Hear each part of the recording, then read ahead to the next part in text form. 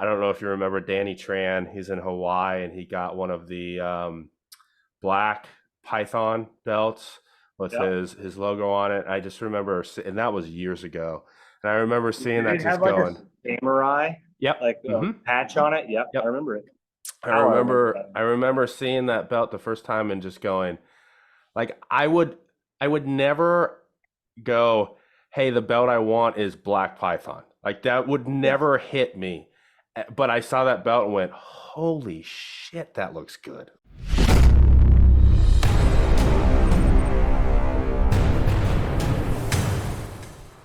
What's up, everybody? Joe Gray here today with another AMA warm-up where I get to talk to our upcoming AMA guests. Today, I'm joined by Matt from Pioneer. Matt, what's up, dude? What's up, Joe? Thanks for having me. Of course, man. Glad to have you here.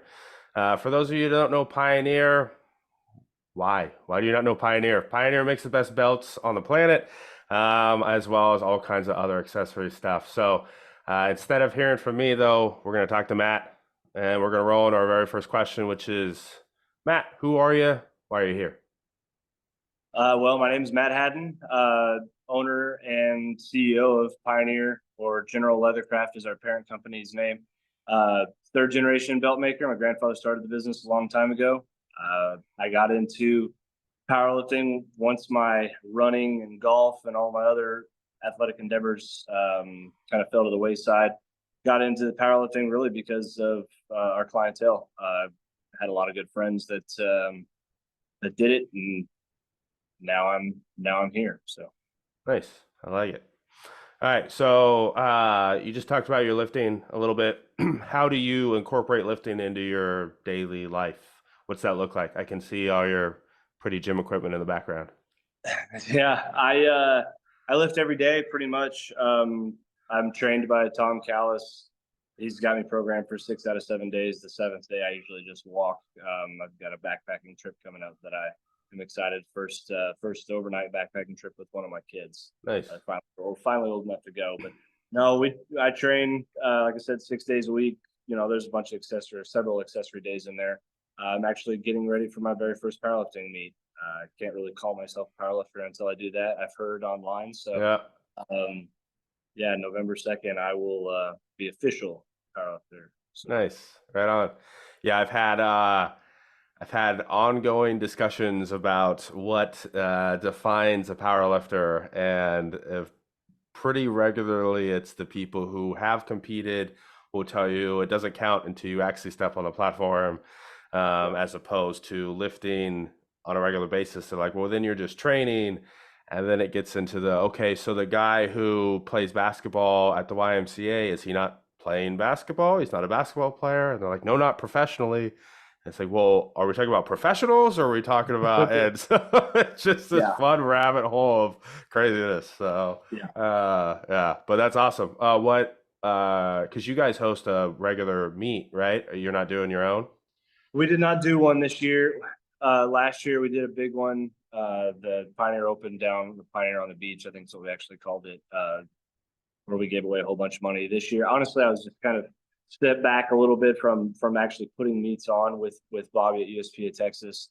More so just allocating funds, sponsorships for a whole bunch of littler meets. So Cool. I like it. yeah. All right. So that takes us into number three. What's your experience specifically with the home gym community? You know, it really until COVID hit, the home gym was always kind of seemed. I mean, I've always had one just because we don't have a real gym in Coleman, right? I live in a small town. There's not really anywhere, and I needed to train, so we built a barn, and God's blessed me with the ability to do that, and so I've always had a garage gym and a home gym, and it really does. It takes away all of the excuses to not go to the gym. So, and I needed that, right? Because I could come up with any excuse ever to Sure. not go. But the home gym community since 2020 and COVID it seems like it's just blown up completely, right? I started following Coop a long time ago, kind of when he started with all of the review stuff, and he's blown up, and several other garage gym companies have blown up. Not necessarily companies, but social media pages and Yep. therefore companies.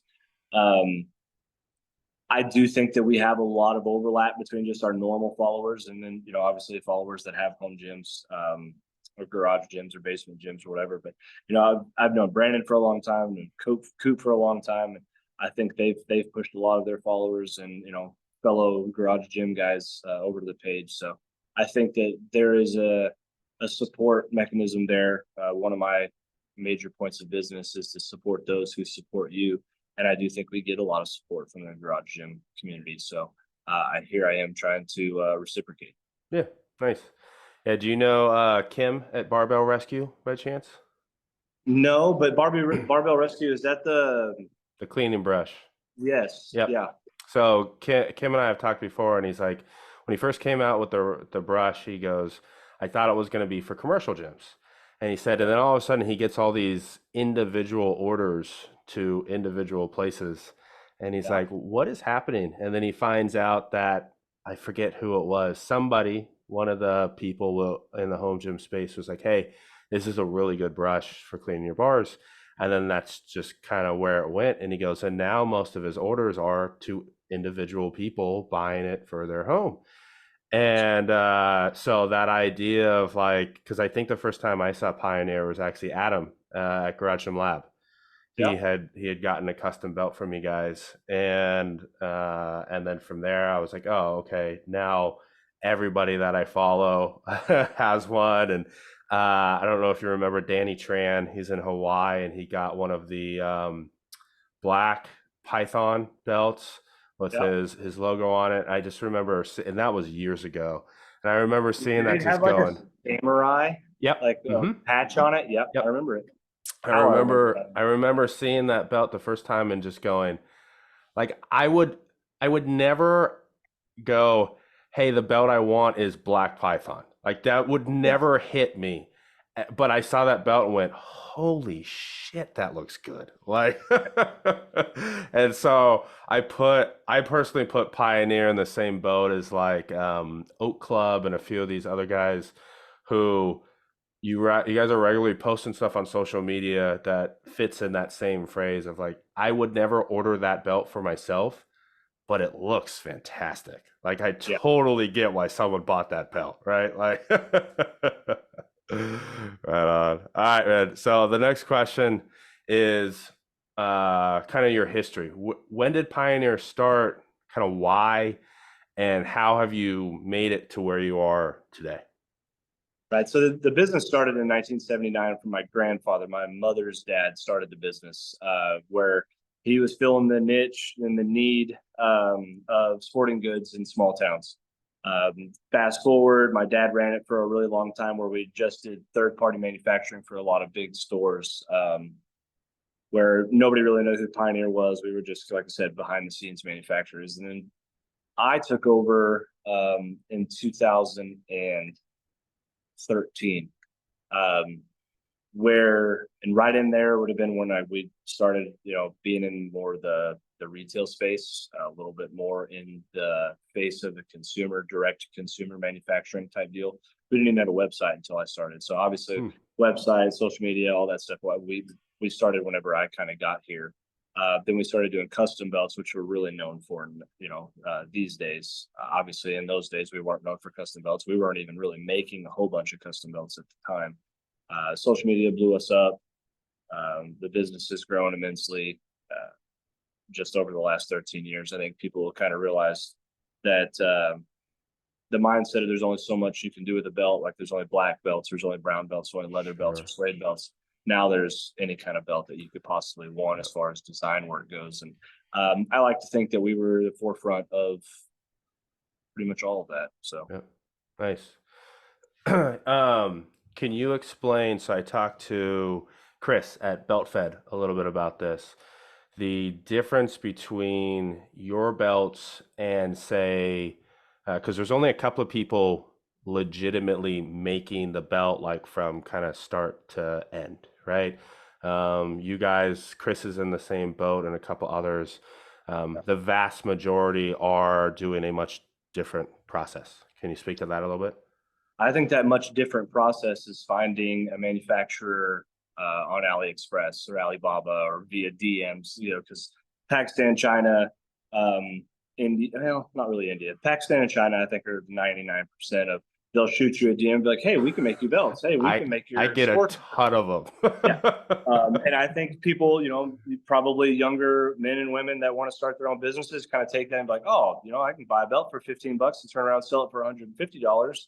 And there's my business. I think a lot of that goes on right now with the influx and design work that can be done overseas. Obviously, it all has to be mass produced and it's almost always in subpar materials. It's just not, they just don't last. They can't put a lifetime guarantee on anything. There's no customer service because they can't alter and shift how those products are made, right? They're buying them in bulk. Yeah. They're selling them to individuals at a crazy high markup, and they have minimal communication with their customers, right? They're buying them over here, selling them over here, and they don't want nothing to do with any of the other stuff.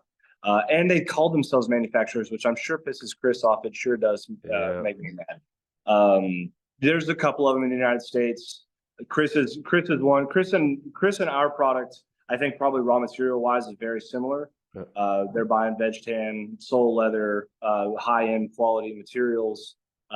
Where him and I, or them and us, we differ is, we've kind of done it more to scale where we can make hundreds of belts a day. Yeah. Whereas he is a small batch, one onesie twosie, very customized. While they're doing hand tooling, I'm doing stamping and lasering. While they're doing, hand painting, we're doing embroidery. That type of thing. So there is a difference between Belt Fed and Pioneer. One is not better than the other in my eyes. I mean, we can do hand tooled stuff. It just isn't scalable. So we wanted to go, because we have a large manufacturing plant where we've been able to make, thousands and hundreds of thousands, probably millions of belts by now, over the last 45 years. We need to utilize those machines to keep as many people busy as we can. So therefore, scaling was at the forefront of our business model. I have utmost respect for Belt Fed. I know they do a good job. I think they tried to start a bit of a quarrel back in the day that I didn't really feed into, and I'm sure it was just playful fun. I mean, I don't think him and I have any bad blood. I think we probably come together when it comes to all of these, overseas goods kind of flooding the market. I think we're both on the same team there. So to speak to that in a shorter term, quality materials and small batch manufacturing type customization stuff is only done by Chris and us, that I know about. There may be some other smaller guys. Outside of that, everything is mass produced, and it's mass produced on just poor quality. Yeah, I talked to Chris about that, because I remember the what appeared on social as this kind of butting heads thing, and he was like, I think it got out of hand because I didn't actually mean it negatively.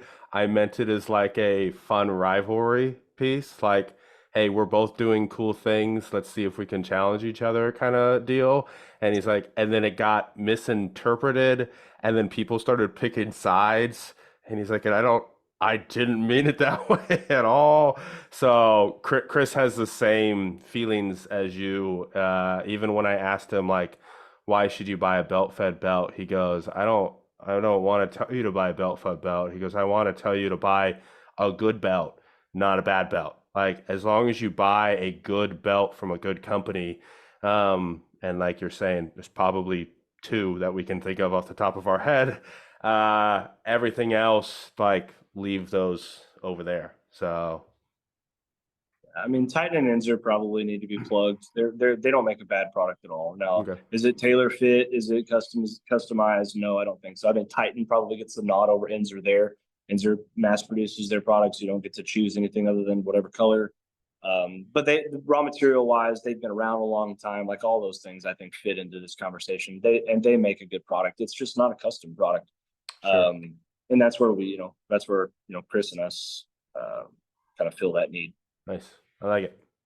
All right, man, we're going to wrap it up with one final question, which is, why should people be excited about your upcoming AMA? We always try our best to have as many avenues of communication open. This is going to be a new one for us. I've never done an AMA on Reddit before, so just being able to talk to me directly. Obviously, hopefully we'll open you guys up to open us both up to communication. We can go back and forth on production. We can go back and forth on materials, longevity plans, any of those type things. Maybe there'll be a giveaway. Probably do a custom belt if you guys want to. So make sure whenever this thing gets posted, you guys comment on what you want to see out of that Reddit AMA, and we'll make sure that it happens. Cool. I like it. All right.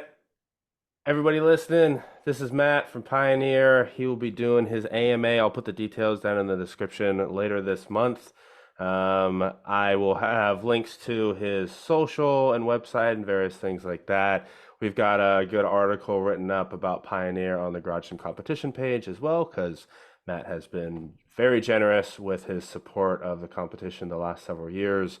Not only sponsoring the event itself, but also every time I ask him, hey, can you help out with the nonprofit stuff? Before I even finish the sentence, it's, yep, I'm in. So at this point, I'm pretty sure I could just send Matt, hey, I need a belt, and he'd just say yes. I have been, I think I've told you a few times, Matt, I really appreciate it, and I love what you guys do. So thank you for being supportive of myself and everything we're doing, as well as just being an awesome company. So we appreciate you as much. thanks, man. All right, so like I said, I'll have details, descriptions, all that stuff in the link. Make sure you check it all out and come ask Matt all your cool questions about belts. That's it. Thanks, guys.